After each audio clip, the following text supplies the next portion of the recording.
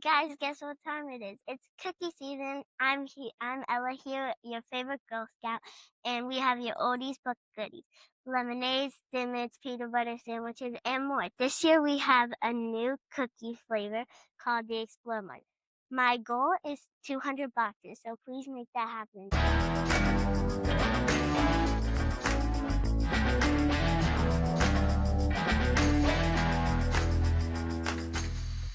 You're gonna buy cookies anyway, so why not buy them from me?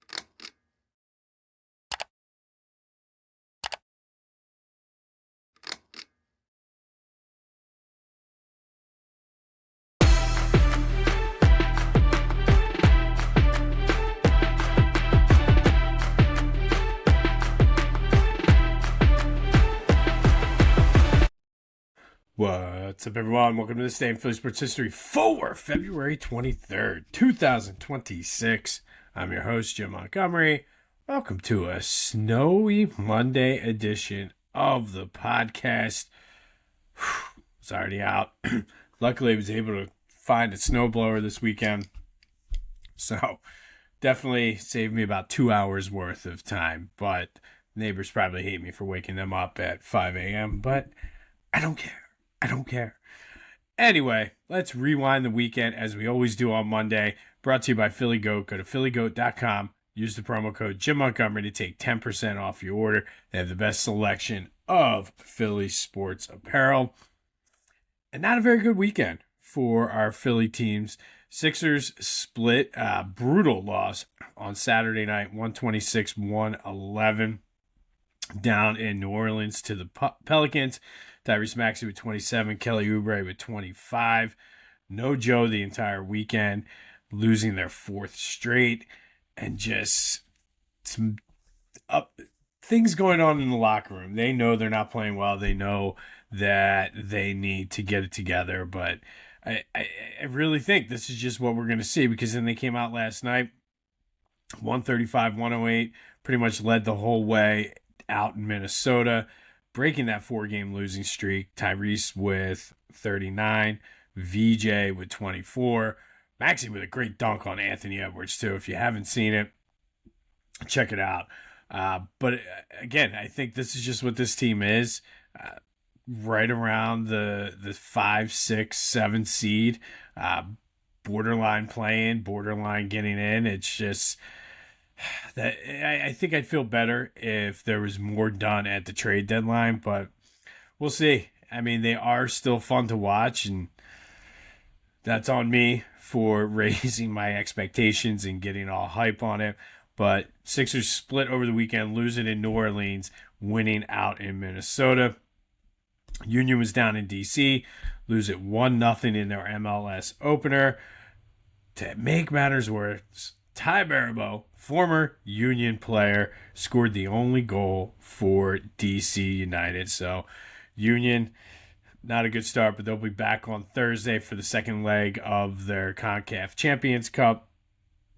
So still something to play. I mean, it's early in the season too. I'm not saying that it's over, but not a good start to the MLS season. And then Villanova loses 73-63 to UConn. A good measuring stick game, shows where I guess the program is and how far still they have to go under Kevin Willard. But he's done a great job here in his first year. So Wildcats lose it down at the X. And then we do have some Eagles news. Apparently, because the Eagles stunk so bad at running the tush push last year, other teams had success. No team is proposing to ban the tush push this year. Funny how that works out. Not saying it's jealousy or conspiracy, but that's what we have. And then, by the way, I meant to say this earlier, but with Ella's cookies, she's so close. 20 more boxes to go. So if you're going to buy them, you need your second, third round of Girl Scout cookies, hit the link in the description. She's so close. 20 boxes to go to hit that goal. All right. Phillies started their spring training schedule. It was good to see baseball on TV as the snow was falling. But Justin Crawford the other day had 2 hits in his first spring training game on Saturday, including a double. So off to a pretty good start there for Justin. Hopefully that carries over into the regular season. He should get a ton of reps too when the guys start going for the World Baseball Classic. So good start to the spring for Justin Crawford. So what happened this weekend in Philly sports history? First, let's go to the 21st, and all the way back in 1988, back when Philly college hoops were the epicenter of the basketball world. Number 1 Temple went down to Chapel Hill to take on number 5 UNC. Temple was down 39-34 at halftime, opened the second half with a 19-0 run on their way to winning 83-66 down in the Dean Dome in Chapel Hill. And then 1996, Sixers lose their 5th straight game, 66-57 to the Miami Heat. That score is correct. The 57 points is the least amount of points scored in a game in Sixers franchise history. It's just a different game back then. It's tough to compare when you're talking about Jordan and LeBron and Kobe and who's the best. It's just a different game. 66-57 was the final. Could you imagine having tickets to this game? Why are you seeing the Heat Sixers in 1996 anyway? Better question. All right, and then February 22nd, 1975, Immaculata beat Queens College 65-61 up in Madison Square Garden. It was the first ever women's college game up in MSG. It was a great, huge watershed moment for women's college sports, Title IX, all of that stuff. But the Immaculata Mighty Macs beat Queens College 65-61 in the first ever women's game at Madison Square Garden. And then in 2001, Sixers trade Theo Ratliff, Tony Kukoc, Nazi Muhammad, and Pepe Sanchez to the Hawks for Dikembe Mutombo and Rashawn McLeod. A move that a lot of people weren't happy about because of how great the team was playing, how well Theo Ratliff had been playing. But Theo was hurt, and despite the fact the Sixers were 41-14, and they didn't play great with Dikembe Mutombo, they would have probably not had a shot to get to the NBA Finals without Dikembe. So that trade happened on this day in 2001. All right, some quick housekeeping. I mentioned Ella is only 20 boxes away from achieving her goal. So if you're going to buy some Girl Scouts, hit that link. Nobody's selling them today out in the stores. So just order them today. Make it easier on yourself. Be sure to follow me on all social media platforms at Philly Jimbo. Subscribe to the YouTube channel, Jimbo_Mont. Continue to spread the word as we grow this thing. We are proud members of the Clash and Conference Sports Fan Network. And don't forget, in the next couple weeks, there will be a new episode of the Brotherly Birds Breakdown. And then Friday's trivia question, we talked about John Stockton passing Mo Cheeks for this all-time career steals lead. And I said there were 2 other Sixers in the top 20. That would be Allen Iverson and James Harden. A lot of people said, what about Andre Iguodala? He's number 21. So thanks to everybody who participated in the trivia question.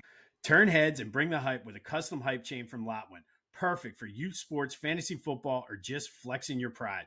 Go to Lotwin.com, use the promo code TCCPOD for 10% off your order. That's Lotwin.com, promo code TCCPOD for 10% off. Get your custom hype chain and get hype with Lotwin. All right, February 23rd. First, we're going back to 1988. And the Flyers were down 6-4 heading into the third period, and then exploded for 7 goals to beat the Red Wings 11-6 out in Detroit. They set tied a team record for goals in the third period with 7. 7 different players scored goals in that third period. Murray Creven and Mark Howe had 2 goals each. Scott Mellenby and Brian Propp each had 3 assists as the Flyers turned a 6-4 deficit into an 11-6 win with a third period explosion out in Detroit. Fast forward to 2010. Philly U beat Goldie Beacom 76-65 out in East Falls, right there on Henry Avenue. And it was legendary Hall of Fame coach Herb McGee's 903rd win, making him the NCAA's all-time winningest coach among coaches at all levels. He's currently number 2 with 1,144 wins, sitting behind Coach K, who has 1,202. That does lead us to today's trivia question, though. Taking into account all levels, both men's and women's, who is the winningest coach in NCAA history for all divisions? Herb McKee was temporarily the men's leader with 903. Then he was passed by Coach K. But who is the all-time leader, men's and women's, all level, in college coaches for wins? I think that makes sense. Sure. All right, and then finally, in 2019, Flyers and Penguins played in the Stadium Series down at the Link. Flyers were down 3-1 with 3 minutes left in the third. Scored twice with the goalie pulled, including a Jacob Voracek goal with 20 seconds left to send it to overtime. And then a minute 59 into overtime, it was Claude Giroux with the game winner. Sean Couturier and James Van Riemsdyk scored the other 2 goals for the Flyers, who got their only win ever in an outdoor stadium or Winter Classic game. But Flyers Penguins at the Link, Flyers down 3-1. Mount an amazing comeback and then win it in overtime. All right, and then finally today, our Black History Month spotlight forged in Philly. We're going to take a look at Temple's own Aaron McKee. He's a Simon Gratz graduate. He's a public league champion, played on the same team with Rasheed Wallace, who we talked about the other day. Went to Temple, where he led them to the Elite Eight in 1993. He was the A-10 Player of the Year that year. Went on to be the 17th pick in the draft. Had a solid 13-year career in the NBA, including 8 in Philly with the Sixers, where he won Sixth Man of the Year in 2001. Would go on to be an assistant coach for the Sixers and Temple before taking over the head coach when Fran Dunphy left. In my opinion, they probably left him, should have named him the coach a couple years sooner. But Aaron is forged in Philly to defend, sacrifice, and deliver when it mattered, because in Philly, winning comes before everything. And to me, Aaron McKee represents discipline, toughness, selflessness, and loyalty to the city. Born and raised here, went to high school here, had success, went to college here, had success, went to the pros, and probably had his best years as a pro here in Philly, and then coached here as well. Still involved at Temple as an advisor.